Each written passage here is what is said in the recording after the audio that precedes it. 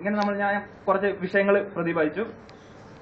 ഇങ്ങനെ ഒരു പിന്നെ അടുത്ത വേറൊരു കാര്യം, ഇപ്പൊ അടുത്ത് തന്നെ നമ്മളെ ഖസാക്കിന്റെ ഇതിഹാസം എന്ന മഹത്തായൊരു നോവൽ രചിച്ച OV വിജയനെ അദ്ദേഹം പഠിച്ച സ്കൂളിൽ ഒരു പ്രതിമയുണ്ടാക്കി.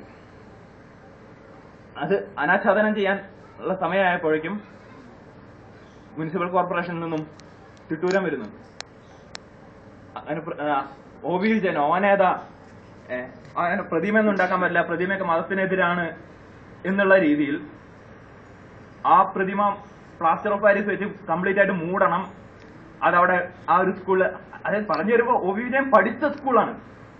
അങ്ങനെയുള്ള സ്കൂൾ ഒരു അദ്ദേഹത്തെ ആദരിക്കാൻ വേണ്ടി അദ്ദേഹത്തിന്റെ ഒരു പാർക്ക് ഉണ്ടാക്കിയിട്ട് അദ്ദേഹത്തിന്റെ പേരിട്ട ഒരു പാർക്ക് ഉണ്ടാക്കി, കൂമൻകാവ് എന്നൊരു പേരിട്ട് ഒരു പാർക്ക് ഉണ്ടാക്കി.